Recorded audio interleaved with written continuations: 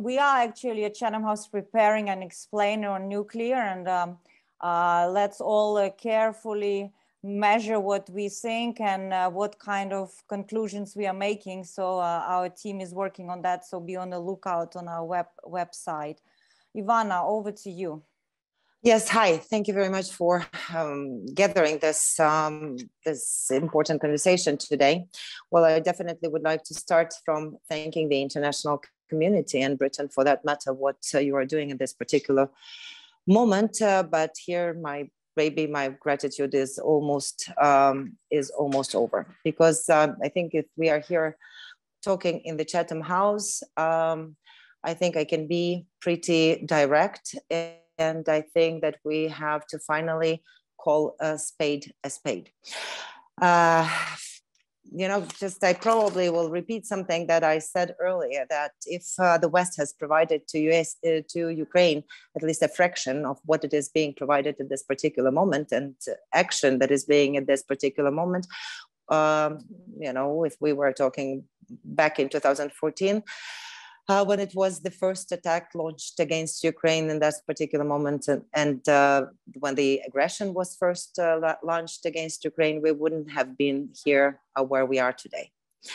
Because years of so-called diplomacy, not provoking Russia, years of appeasement of the aggressor, of not freezing financial assets of oligarchs, of inviting and welcoming additional financial resources to the West from the Russian Federation, actually has been inviting further Putin to start his greatest, most brutal, barbaric, disastrous, inhumane attack since the end of the Second World War. So now all the costs, from my perspective, now all the costs of war are exponentially much greater than they could have been if we have taken action earlier. But probably all this critical mistake and all these disastrous miscalculations that have been made earlier will be assessed after the war at some point will be over. And now we have to prioritize on what is going on in this particular moment and what we can do about this right now. And there are obviously priority urgent goals, and there are strategic important tasks that we all have to address from my perspective. Just maybe to a little bit add to what Alexei was saying, laying the ground, he was talking more on the military level, and I would just say that, you know, our cities, our peaceful, beautiful, democratic cities with a nation that wanted to get back to the European family are being bombarded, are being shelled from multiple rocket launch systems, are being full of subversive sabotage groups, of paratroopers, of military vehicles, tanks, and other type of military munition. And those tanks and military vehicles are putting on white flags and going across our villages and cities and killing and shooting directly at our people.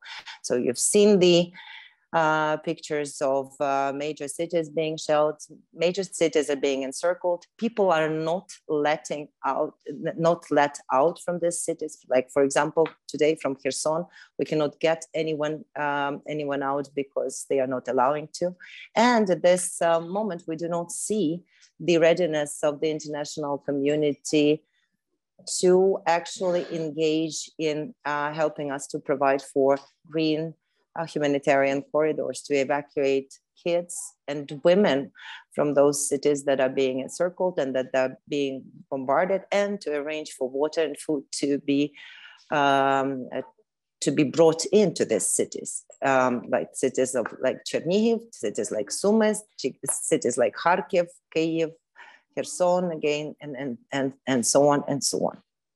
So the situation is drastically deteriorating, but what we see, Ukrainian people are showing incredible, unbelievable courage, readiness to mobilize, readiness to help to each other. They are lining up to territorial defense. They are lining up to volunteer. They are lining up to help internally displaced people and to help those residents that are trying also to flee as refugees. I will say something not comfortable to probably to hear, but I am appalled by the decision of the Home Secretary of the UK not to grant visa waiver to Ukrainian citizens who are fleeing the war. I think that bureaucracy right now, there's no place for bureaucracy. Time means lives of Ukrainian citizens.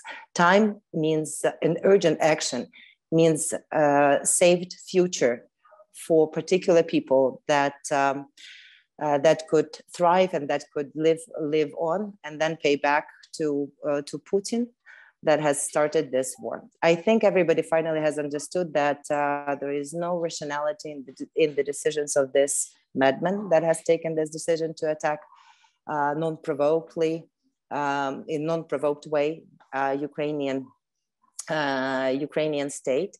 And I think it's already clear to everybody that he is closest aim, and I'm underlining its closest aim. It's not the final aim, is to erase from the world map Ukraine as a state, is to wipe up Ukrainians as a nation from the world scenery as such. So it's continuation of all those policies that Soviet Union at some point had towards Ukrainians, like, for example, using Great Famine against Ukrainians to suppress our resistance. Now the same is being done at this particular moment. So our armed forces are fighting fiercely. Our people are organized and mobilized. It's a bit obviously tense, and it's psychologically very difficult. But at this particular moment, I think from the urgent needs, what needs to be done? Massive military support to Ukraine. Anything from air defense, manpads, anti-tank rockets, to helmets, body armor, fuel, to arm not only Ukrainian armed forces, but to arm the territorial defense. People are ready to fight for their land. And that's yet again another miscalculation. But I will say something again, not very pleasant. It's miscalculation not only of Putin. I think it's miscalculation of the West. I don't think that anybody was expecting that Ukrainians will be standing so strong and ready barehandedly defend their land, their cities and their villages. So that's the first thing. Putin is conducting genocide against Ukraine. So you can further spearhead your further sanctions. If we had the preemptive sanctions, we would have been much better off. We were begging for preemptive sanctions when you were seeing the possibility of Russian attack. So we are a couple of steps behind, unfortunately, of the actions of Putin, we as the whole West and we as the whole free world. So right now, sanctions have to be increased. I am surprised that there is no action from the international financial institutions, IMF and World Bank. Why not to expel Russia from those organizations and freeze all the assets, both governmental and oligarchic assets? I would like to see kids of Lavrov, oligarchs, Shoigu, all of those, Patrushev, whoever, Narishkin, and so on, being kicked out back to home to Russia from all those nice, cozy places where they are staying, living, studying, and so on. I think it's you can immediately do that. I want to ensure you that that we are not.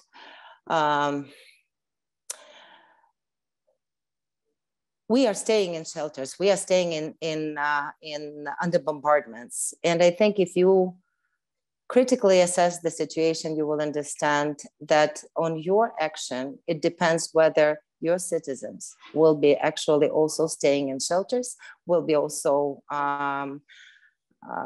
hiding from the war, because Putin will not end in Ukraine. Putin will be moving further. And therefore, whatever could be done, embargo on oil and gas buying from Russian Federation, you can just open up all your fantasy and work as soon as possible. And I hope that one day Putin will be under tribunal and will be prosecuted for war crimes and for crimes against humanity. And moreover, the closest aim is also to announce and to ensure that Russian Federation is recognized as a country that is sponsoring terrorism. That should empower you to take another suppressive action against Russian Federation. It is the end of Russian Empire. It's not the end of Ukraine. And I hope that by the end of this war, Russia will be divided in national states, because otherwise it's either Stalin or Putin or someone else with some last name, but who will be waging yet another war against not only closest neighbors and partners, but also against the whole world. Thank you.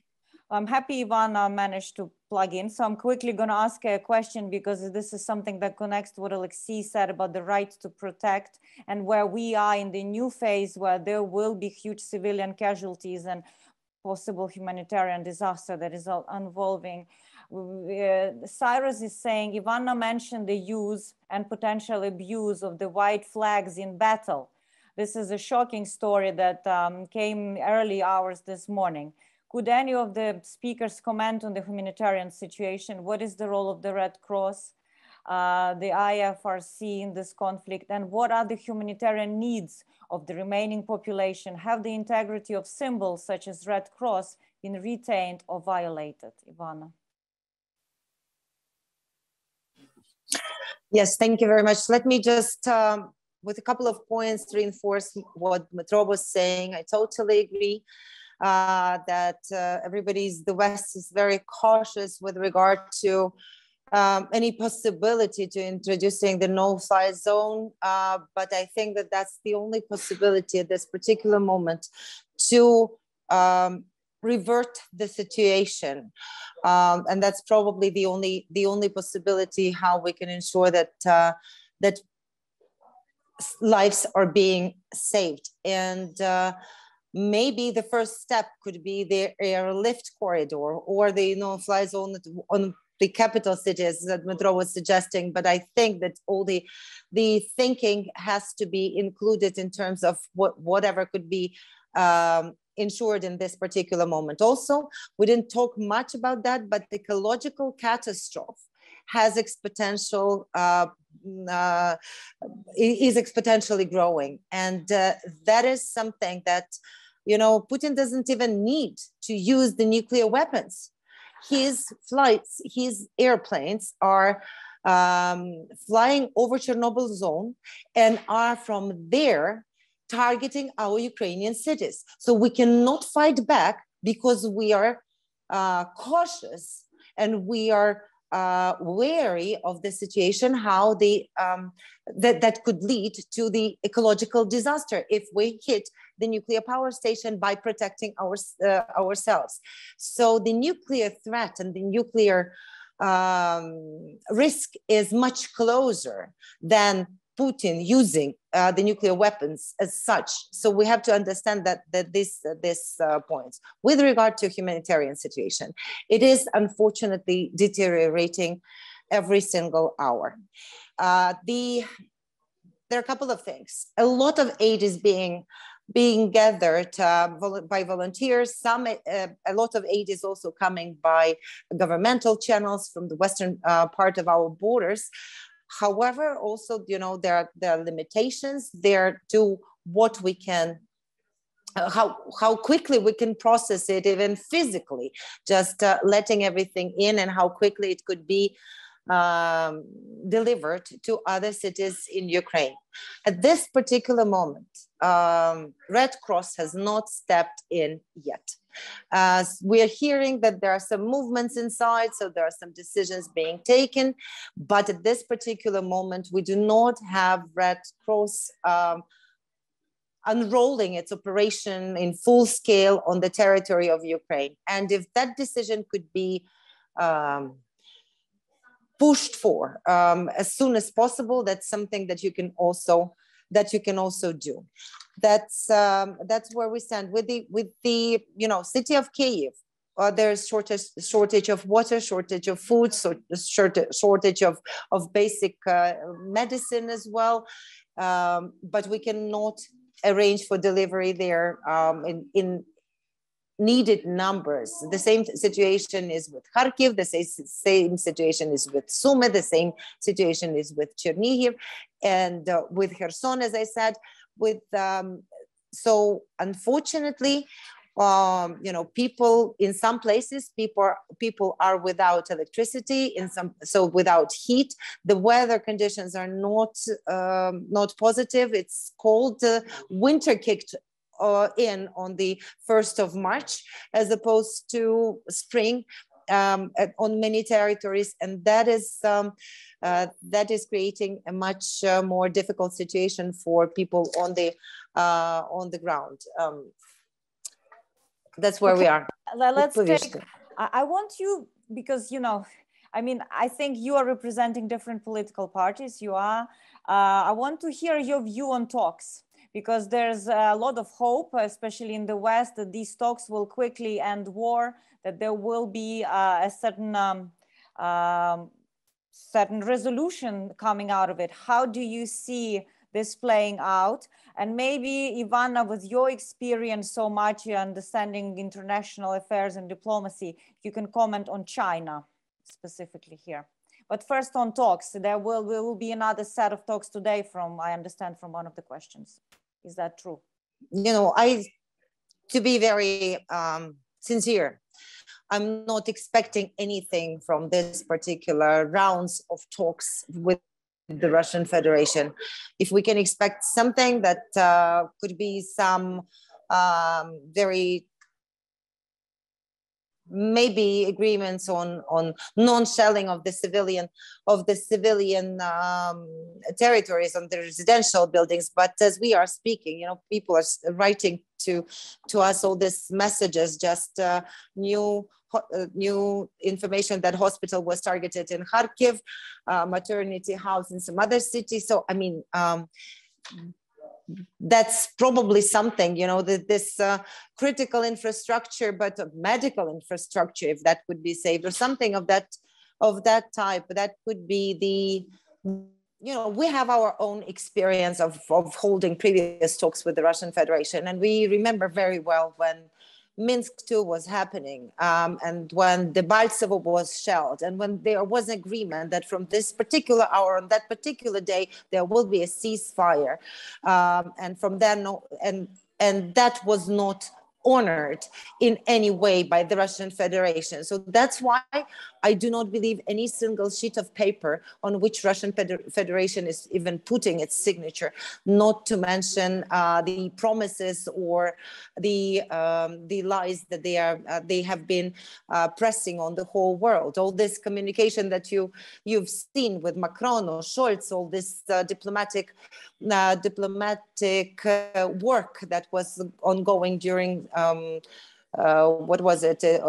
January and February of this year, it led to nowhere, and Putin was just getting prepared to do what he already has decided to do. So therefore, I do not think that our bilateral talks will lead to any resolution of this conflict. I think the talks, this war will be ended with the talks when Russia is capitulating on one side and Ukraine standing together with, first and foremost, and I wanted to remind you colleagues also, first and foremost, are the signatories of the Budapest Memorandum and also all the free nations of the world who care about the rules, procedures, order, responsibility, and all of those values that have been preached for so many years. And I wanted just to kind of sum up with saying, I remember this Churchill phrase during the Second World War, that it's not enough to do our best. We have to do what's required. So a massive action against Russian Federation is required, and a massive mobilization of those countries that are still pretending to stay neutral. You know, I appreciate what Switzerland the other day did.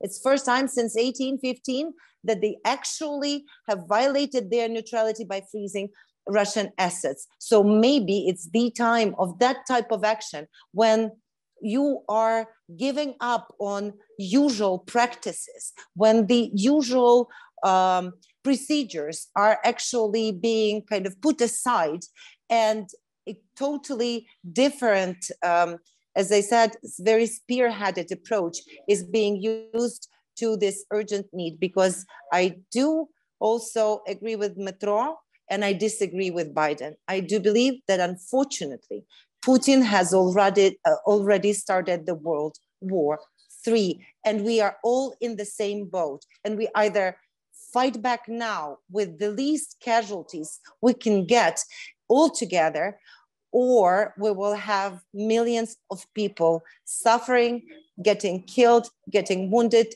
losing their homes, and fleeing across not only Europe, but it will spill over to the whole world. With regard to China, it's difficult to comment, but obviously China is looking very closely how the world is reacting to the deeds of Putin.